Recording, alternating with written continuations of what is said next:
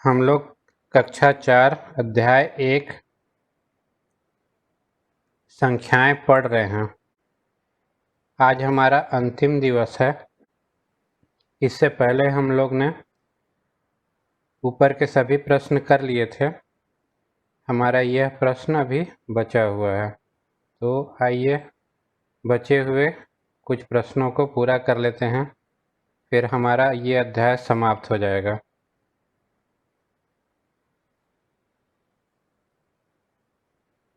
कल हमको करना था 580 किसके ज़्यादा पास है, 500 के या 600 के, है ना। तो यहाँ पर हम लोग चार्ट देख रहे हैं। ये चार्ट में 580 जो है ये 600 के ज़्यादा करीब है, इसलिए 580 600 का निकटन है। आइए अब अंतिम क्वेश्चन की ओर बढ़ते हैं। देखिए 820 किसके ज़्यादा पास है ना। तो यहाँ पर हम लोग ग्राफ में देखेंगे 800 और 900, इसके बीच में 820 दिखाई दे रहा है। तो 820 किसके ज़्यादा पास दिख रहा है हम लोग को, 800 के ज़्यादा पास दिख रहा है। अतः यहाँ क्या लिखेंगे हम, 820 800 के पास है, अतः 820 800 का निकटन है। इसी तरह 122 किसके ज़्यादा पास है, तो हम लोग ग्राफ में देखते हैं 120 और 130 के बीच में 122 है, और 122 जो है वो 120 के अधिक पास दिख रहा है, इसलिए हम लोग यहाँ 120 लिखेंगे। 120 के पास है और यह 120 का निकटन है।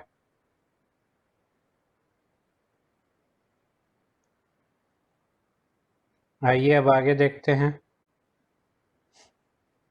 250 200 और 300 के बीचों बीच है। ऐसी स्थिति में 250 का निकटन 300 माना जाएगा, अतः 250 का निकटन 300 है। यदि ग्राफ में हम लोग देखते हैं, यदि दो संख्याओं के बीच में एकदम ठीक बीचों बीच कोई संख्या है, तो जो अधिक वाली संख्या होती है उसको हम लोग उसका निकटन मानते हैं ना। चलिए अब अगला क्वेश्चन बोलता है, दी गई संख्याओं का दहाई के निकटतम मान पता करो, है ना। तो हम लोग के दहाई के निकटतम मान पता करना है। दूसरे में बोलता है दी गई संख्याओं का सैकड़े का निकटतम मान पता करना है। और तीसरा क्या बोलता है, दी गई संख्याओं का दहाई व सैकड़े दोनों का निकटतम मान पता करो। तो इसके लिए आइए हम लोग एक गतिविधि चार्ट बना लेते हैं, उसमें करते हैं। तो देखिए सबसे पहले हम लोग को क्या बोला है, 24 का दहाई का निकटन मान क्या होगा ये पता करना है। तो यहाँ हम लोग ग्राफ में देखते हैं, तो देखिए इसमें जो अंक दिख रहा है बढ़ते क्रम में, यह क्या दिख रहा है, हर दहाई एक दहाई बढ़ रही है यहाँ पर, है ना। 10 में एक दहाई बढ़ा 20 में एक दहाई बढ़ा 30 40। तो हम लोग ये जो ग्राफ बनाए हैं ये दहाई के अनुसार बनाए हैं। तो 24 का दहाई का निकटन मान क्या होगा, 24 जो है ये 20 के ज़्यादा करीब है, ठीक है ना। 20 के बाद 21 22 23, 3 अंक के बाद 24 आ जाता है, जबकि 24 के बाद 25 26 27 28 29, 5 अंकों के बाद 30 आ रहा है, अतः 24 का निकटन मान क्या होगा, 20, ठीक है ना। यहाँ 24 का निकटन मान हम लोग लिख देंगे 20 होगा। अगला देखते हैं 65 का निकटन मान क्या होगा। 65 का निकटन मान ये भी दहाई में पूछा है ना। तो हम लोग यहाँ देख लेते हैं 65 किसके किसके बीच में आएगा, 60 और 70 के बीच में आएगा। 65 जो है ये ठीक बीचों बीच आ रहा है, 60 के बाद 5 65 और 65 के 5 बाद 70। तो जब एकदम ठीक बीचों बीच होता है तो हम अधिक वाली संख्या को मानते हैं कि ये उसके निकटन होगा, अर्थात यहाँ ये 70 का निकटतम होगा, है ना। 52 का क्या होगा निकटतम मान? तो 52 किसके बाद आता है? 50 के बाद। 50 और 60 के बीच में 52 आता है। तो 50, 51, 52, 51 के बाद ही 52 आ गया, एक अंक का। जबकि 60 के लिए उसको 8 अंक पार करना पड़ेगा, अर्थात यह 50 का निकटन है। यहाँ हम 50 लिख देंगे। उसी तरह हम लोग को 148 का दहाई का निकटतम मान पता करना है। तो 148 किसके किसके बीच आएगा? 140 से 150 के बीच में। तो 148 किसके ज़्यादा पास लग रहा है? 48 के बाद 49, 49 के बाद 50, जबकि 40 के बाद 48 आने में 7 अंक लगते हैं, है ना। अर्थात यह 150 का निकटतम मान होगा।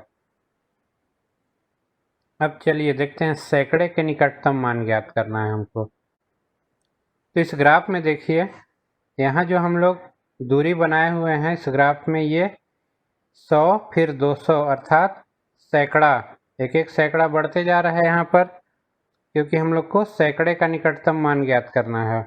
इसलिए हम लोग ग्राफ में सैकड़ा के आधार पर देखेंगे। चलिए देखते हैं।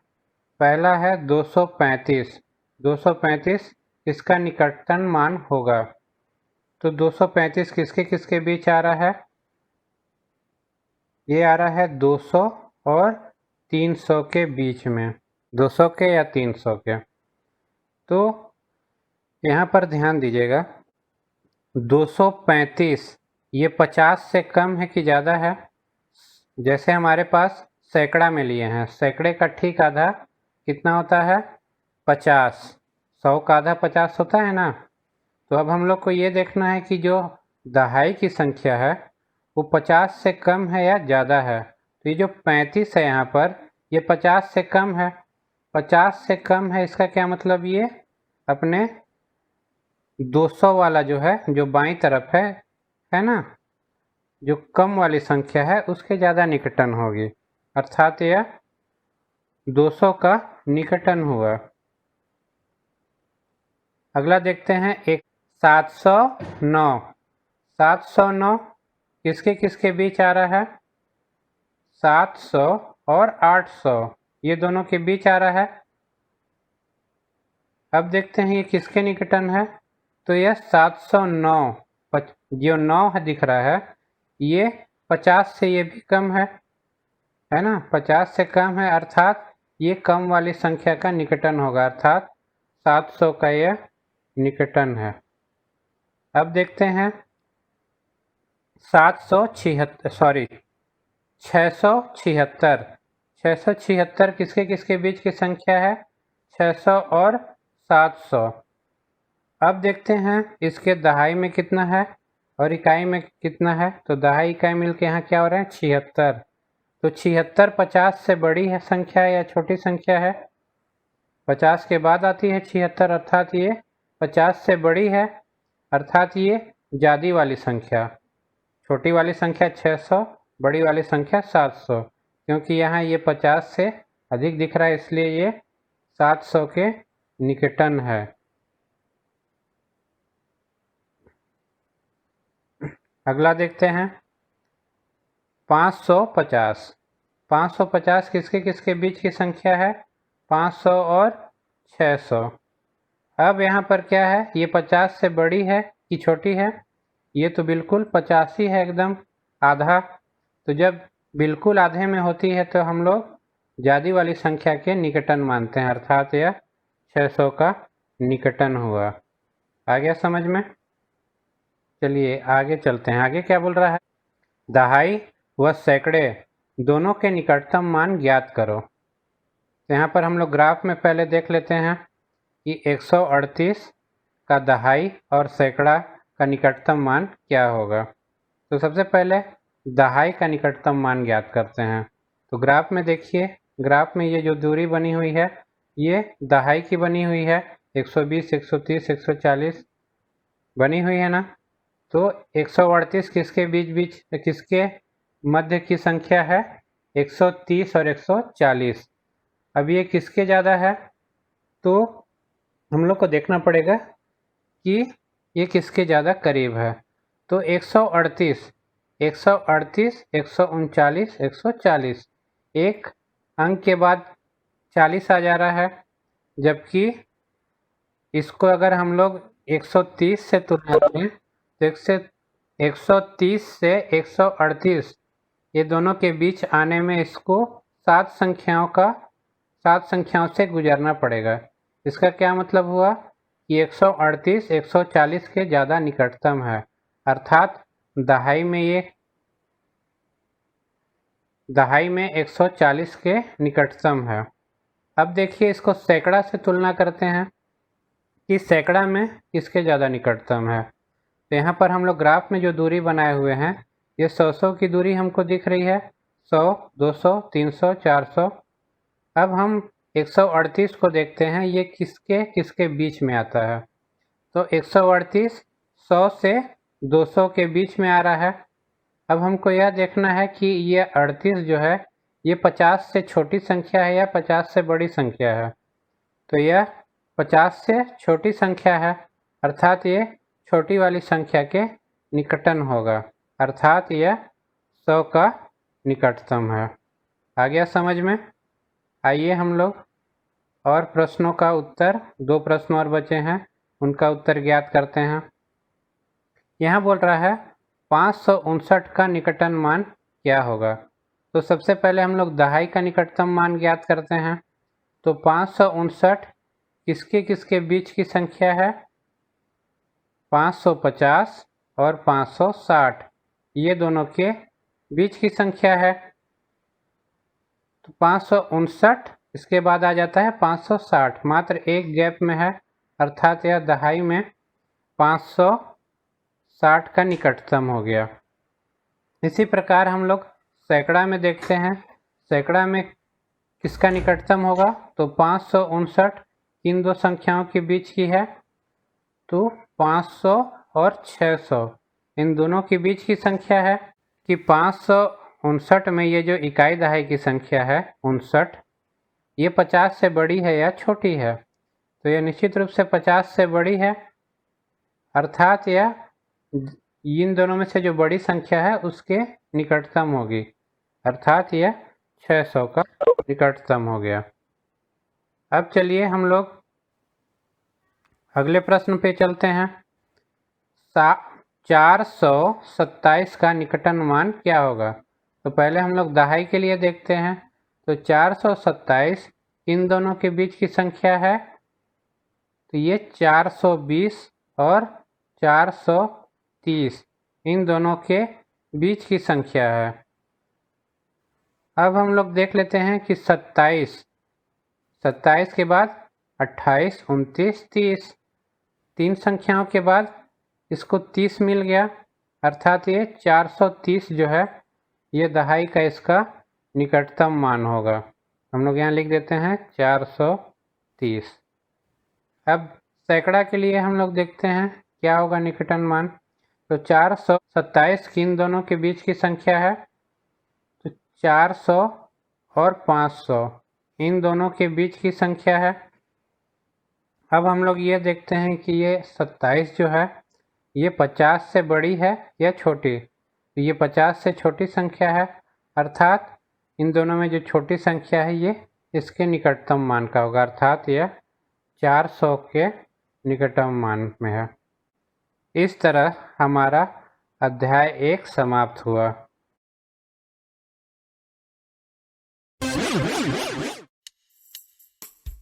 आओ सही उत्तर खोजने में बस की मदद करें। 5:30 से 20 मिनट बाद का समय क्या होगा?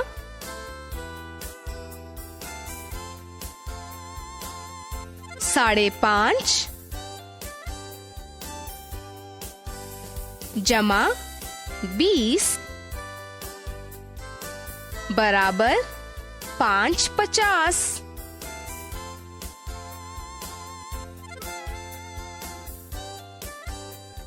यह 5:50 है। 9:10 से 30 मिनट बाद का समय क्या होगा? 9:10 जमा 30 बराबर 9:40।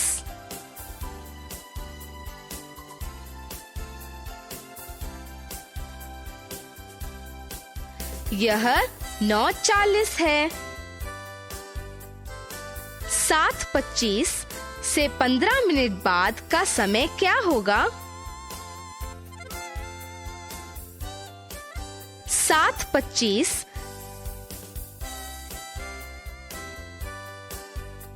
जमा 15 बराबर 7:40।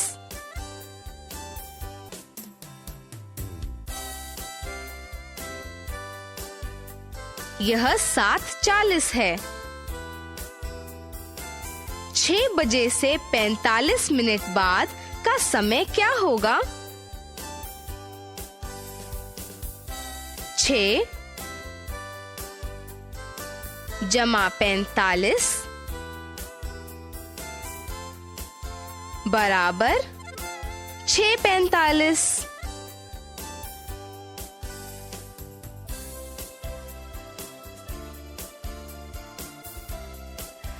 यह 6:45 है। 3:30 से 30 मिनट बाद का समय क्या होगा? हमें याद रखना है कि 60 मिनट बराबर 1 घंटा। तो 3:30 जमा 30 बराबर 4।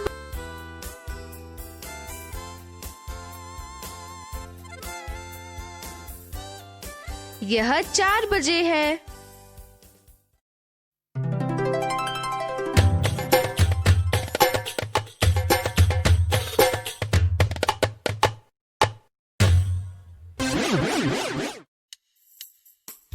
आओ सही उत्तर खोजने में बस की मदद करें। रेल के प्रत्येक डिब्बे में 72 यात्री बैठ सकते हैं। 3 डिब्बों में कितने यात्री आएंगे?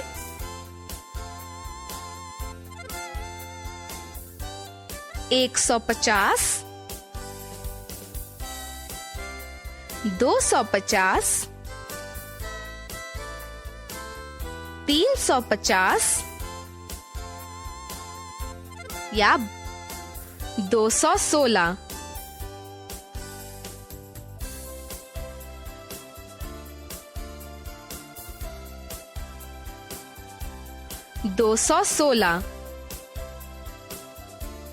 एक गुब्बारे वाले के पास 80 गुब्बारे हैं। अगर वह 15 बच्चों को 4-4 गुब्बारे देता है तो उसके पास कितने गुब्बारे बचेंगे? 30, 20, 8 या 10।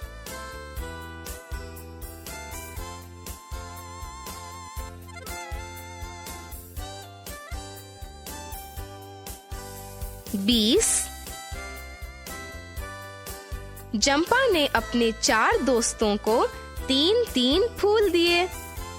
उसके पास 5 फूल और बच गए। उसके पास कुल कितने फूल हैं? 10, 5, 17 या 20।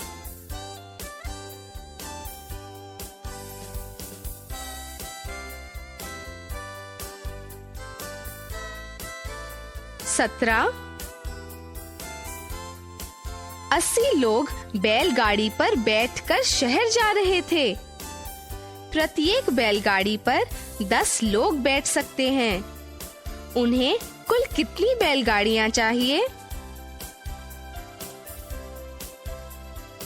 7, 10, 15 या 8।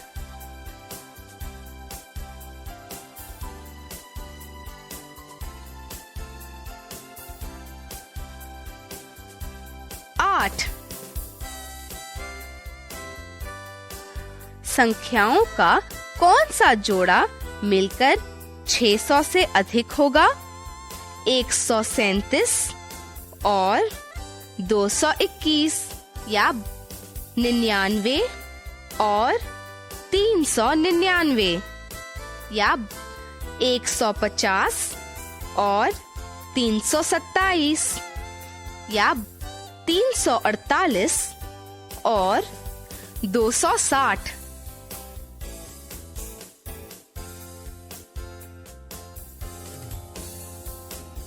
तीन 348 और 260। मीनू, चीनू और उनके दोस्त मेले में गए। विभिन्न झूलों के लिए किराया इस प्रकार है। विशाल पहिया 20 रुपए 10 मिनट, चक्कर देने वाला 15 रुपए 8 मिनट, ऊंट की सवारी 30 रुपए 25 मिनट, हाथी की सवारी 50 रुपए 30 मिनट।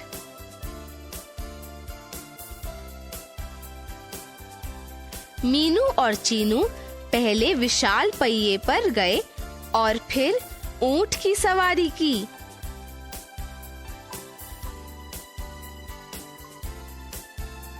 दोनों सवारियों पर उन्हें कुल कितना समय लगा?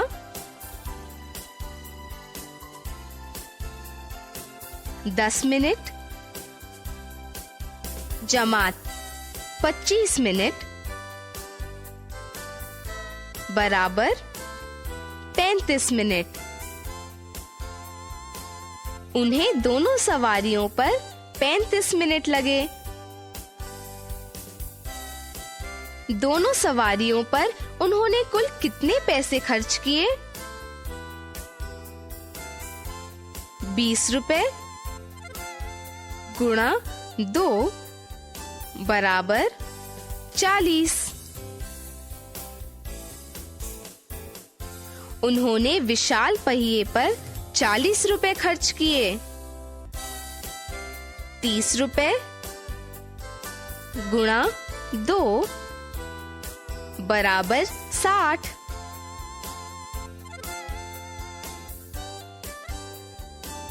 उन्होंने ऊंट की सवारी पर 60 रुपए खर्च किए। 40 रुपए जमा 60 रुपए बराबर 100 रुपए। उन्होंने दोनों सवारियों पर कुल 100 रुपए खर्च किए।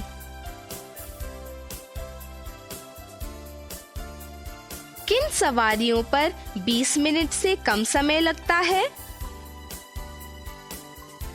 विशाल पहिया और चक्कर देने वाले हिंडोले में 20 मिनट से कम समय लगता है।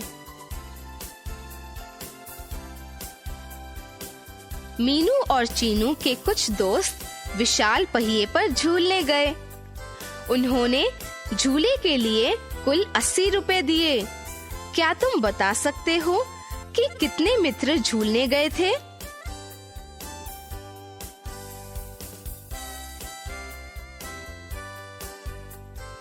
विशाल पहिए की टिकट 20 रुपए की है।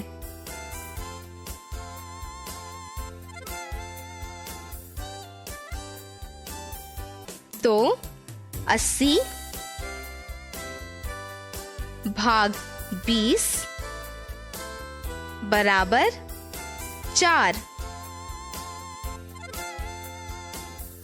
4 मित्र विशाल पहिए पर झूलने गए थे।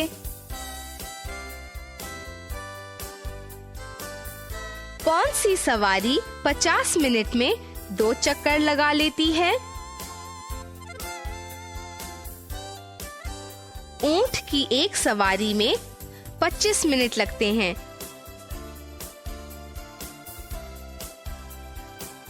25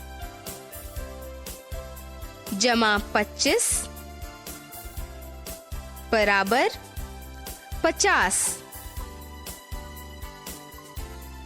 तो ऊंट 50 मिनट में 2 चक्कर लगा लेता है।